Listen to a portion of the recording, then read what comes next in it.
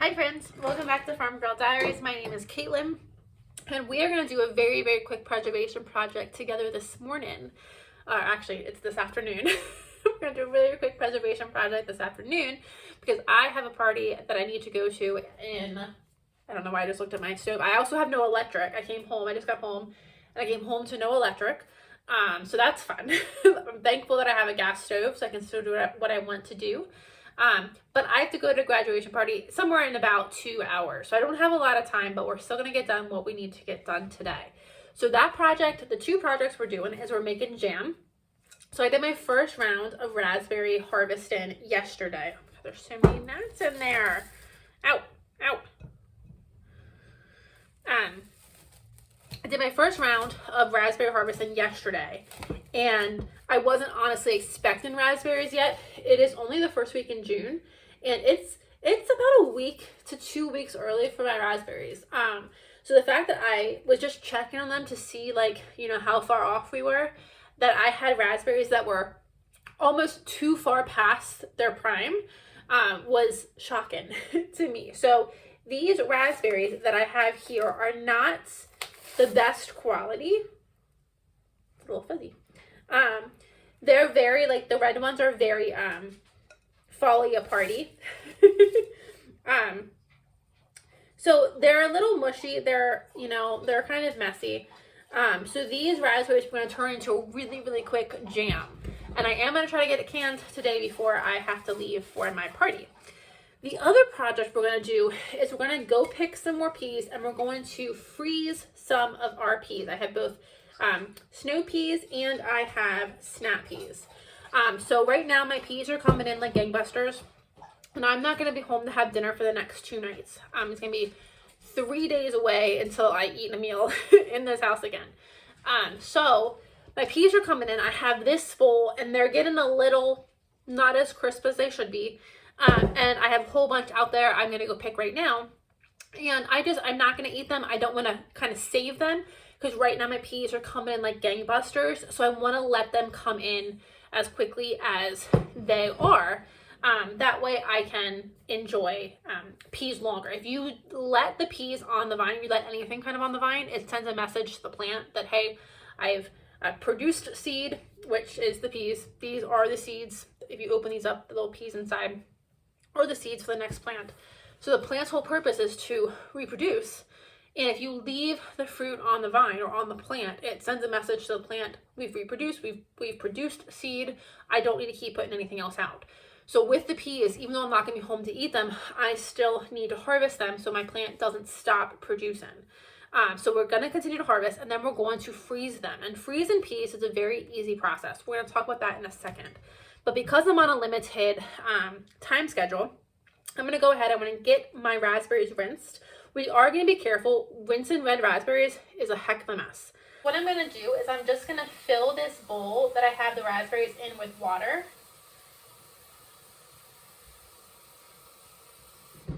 And then just give them a nice little soak.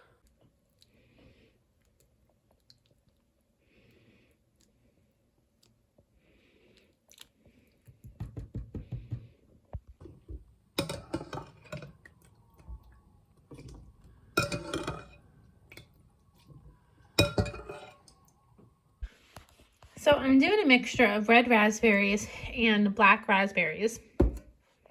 So I have both plants. I have red raspberry plants and I have black raspberry plants.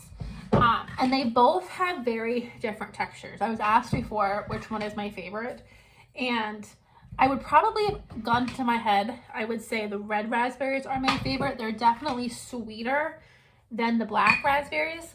But I think they both bring something to the table. So I do like to have both. And in this instance where I just have a little bit of raspberries, we're just going to do a little bit of jam. I'm going to go ahead and mix them together. I don't always do that, but in this instance, I'm going to.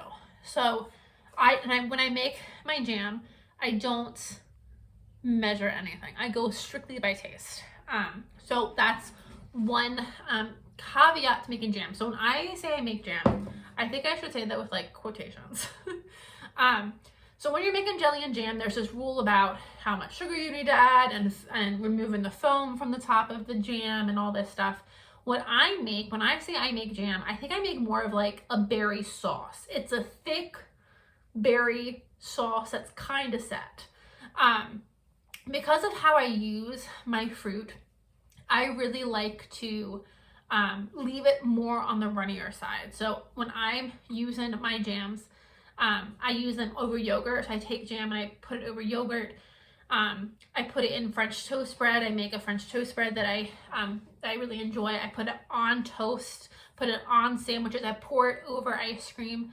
So I do a lot with my jams. And so I think it's more so called maybe a fruit sauce, but I really, really like it. And I go strictly by taste, and it works out just fine every single time. So I have maybe a cup and a half of berries, and I just said probably a cup of sugar. My black raspberries are definitely more on the bitter side than the red raspberries. So we're gonna let this go, and then we're gonna see what we think in terms of sweetness, and then we'll probably strain this out because raspberries do have seeds. So we'll probably strain this out to make it easier to eat. And the end product, you don't have seeds in your mouth. And then we'll get this canned up. So I'm gonna get this on the stove. Oh, that's right. Okay. I forgot I don't have electric, and I can't light my stove. I forgot I don't have electric, and I can't light my stove. So we gotta manually light it.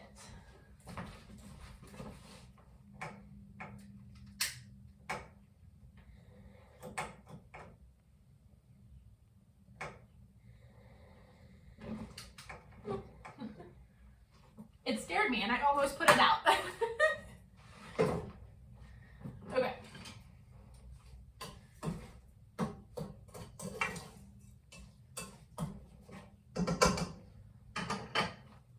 Okay, we're gonna let that sit for a couple of minutes, and we're gonna go out to the garden and we're gonna pick the rest of the peas. And then I'm gonna tell you how I freeze peas. So this is my pea trellis, and it is doing beautiful things. I'm out here about every 2 days doing a pretty decent harvest. So I don't see too many on here right now, but let's see how many we get. So this is what my bowl looks like before, and let's see what it looks like after.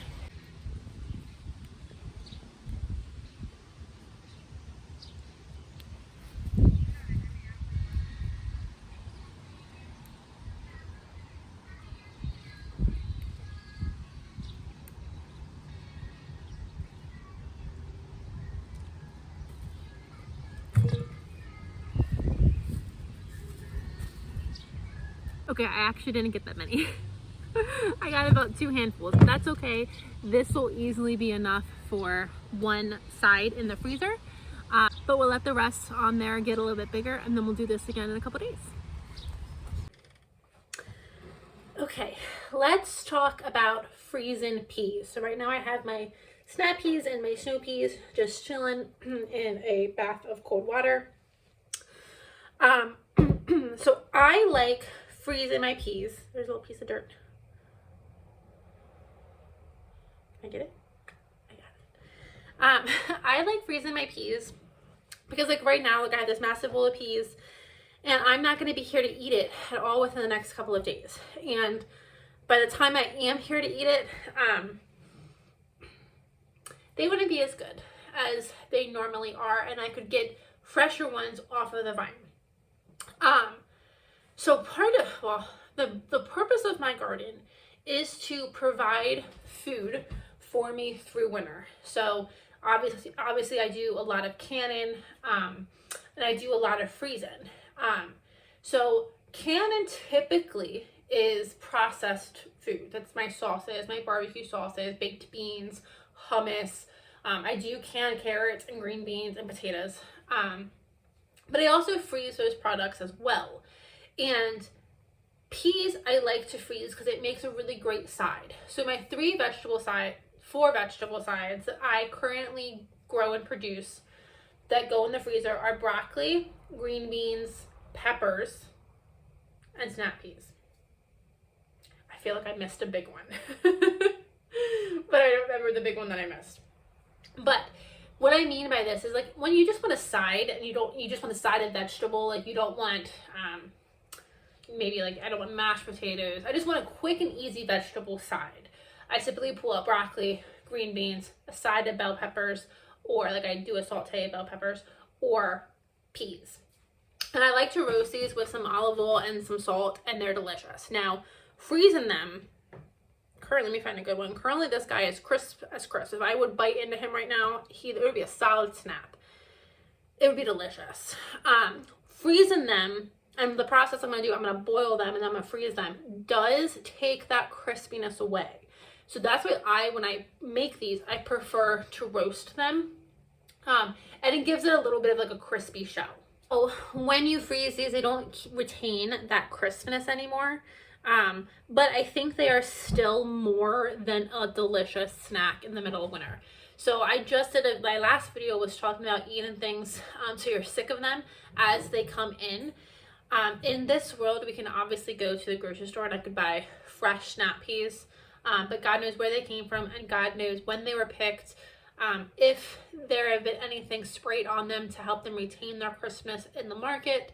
And all of that, I decided is just a no-go for me. I don't want to do that. So I want to eat what I do, what I grow. So are these frozen snap peas going to be the same level as they are right now? No. But in my opinion, they are more than worth it to do. And again, they still make a great side. I still love to roast them and eat them when the time comes. So with these, with snap peas and snow peas, they do have their little flower heads on them. You can see like the stem here. You can cut these off. I don't cut these off. I'm going to process these just like this. The reason being because when I eat it, I like hold the stem and I eat and like either A, pull all the peas out from the inside, or B, I eat and I kind of tear this and it takes the string off while I'm eating. So it's how I eat the peas to get rid of that string, which nobody wants to eat. So it's completely up to you how you want to put these up. But that for me is the easiest way. So all I do is I just let me pick them. I have them cooling in cold water. And I have a pot of hot water boiling. And that is, I'm going to put these peas in there for 2 minutes, get them out to dry, and then they'll go in the freezer. But I think I need to dry my hands. I think our raspberries might be done already. So I'm going to go ahead and check them out. Okay, look at this.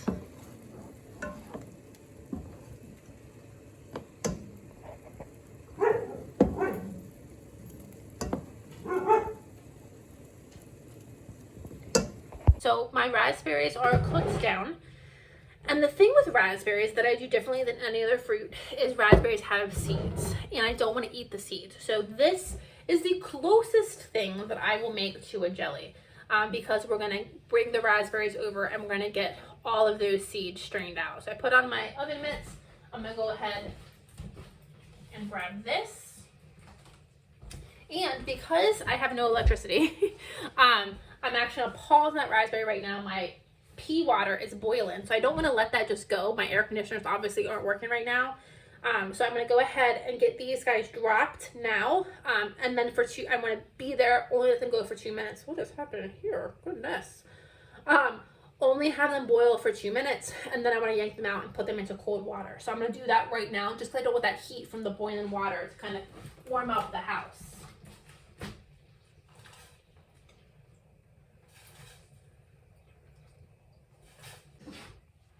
And I don't have a stove clock, so I have to stop this so I can watch the time on my phone. So I'll be right back. Okay, it's been a minute. I'll let that go for just 1 more minute while I talk to you real quick. I don't know what has happened here, but that's beautiful. So because I just got a text with a new restore time for my electricity, and it keeps getting pushed back. It's now not for at least another 2 hours, and I'm not holding my breath for that. So I would typically take these peas and put them into ice water, but I'm not opening my fridge or my freezers if I can help it, because I do have a lot of meat and a lot of food that I want to keep that trapped in there. So, and because I'm leaving for a couple of hours, I don't want to let anything out. I want to keep it all trapped in there. So I just have the coldest water that could come out of my faucet, and that's just going to be fine.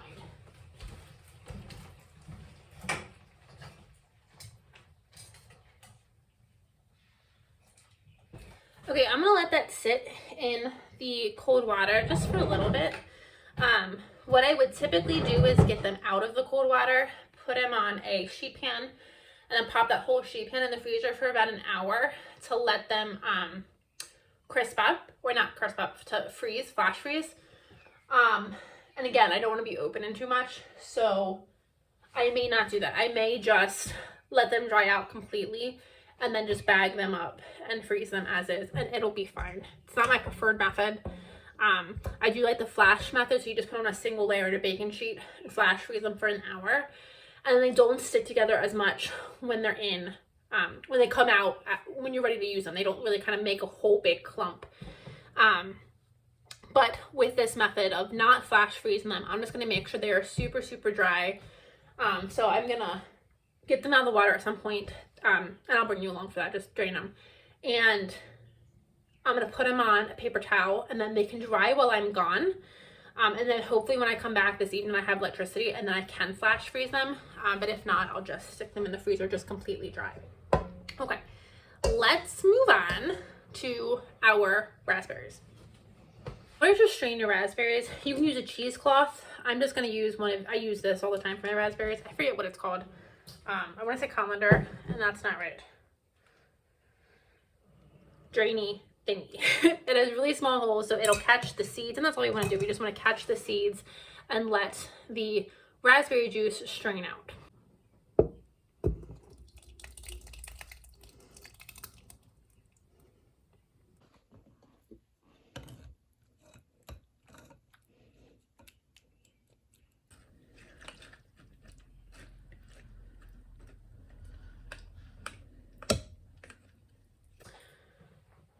I'm gonna do something controversial. I've done this before and it's worked out great, but I have a lot of seeds and like kind of juice left. I have a lot. So we're gonna do some raspberry flavored water. Stay with me. It's not the worst thing in the world, I promise. So I'm just gonna put my raspberry seeds in the bottom of this pan. I'm just gonna add a little bit of water, and we're gonna let it kind of cook for a couple of more minutes. I have raspberry on me. A couple more minutes, and then we'll strain it again. And I try to make this mixture go as far as possible, and this mixture will really flavor that raspberry water, or the water. So to this mixture, I did probably about a cup. Well, let me do a little bit more. I'll do a cup and a half. A cup and a half of water. I'm going to do the same thing. We're just going to let this sit again on the stove.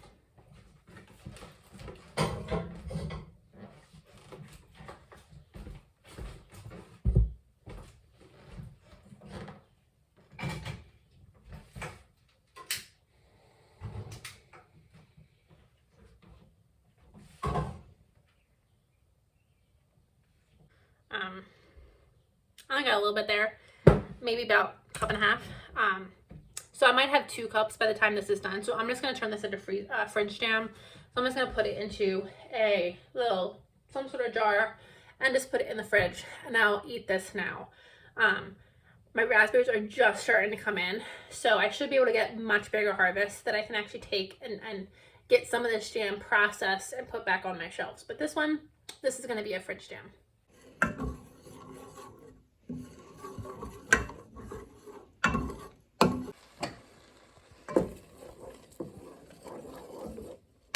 So you can see, hopefully you can see that the water, that was water, has gotten a little bit thicker. And we've cooked down some of these seeds a little bit more. So now I'm going to go strain this and get my strained mixture back into this pot. I am going to rinse out this pot so there's no seeds in it. But I'm going to go strain this now.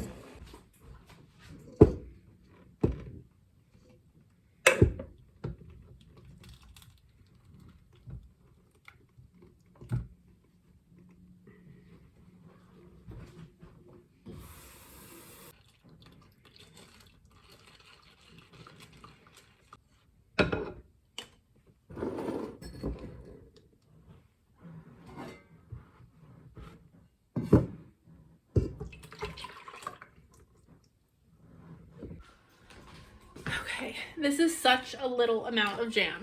It's really not gonna make that much at all. So I just have it back on the stove. I have half a box of pectin. I'm gonna add this pectin to it, let it boil for a few minutes, and then I'm gonna let it cool a little bit. Then I'll pour it into my jar and then I'll let it cool. And that's it. So this took about an hour. And I wasn't working the whole time. I went down and sat and checked my power outage map, and I did some other things. But my peas are here. I'm getting ready to drain them and just put them on a paper towel to dry. And I'm gonna add the pectin, and then when that is, I'll let it cook probably 5 minutes, and then I'll just pour it into a jar and put it into the fridge. So thank you guys for joining me. Simple, easy process a day. It's not a big process a day any sort of way, but at least it's something. This is all stuff I grew from the homestead. It's all free to me, and I love that I get to enjoy this at a later date. Thank you guys, and I'll see you in the next video. Bye, friends.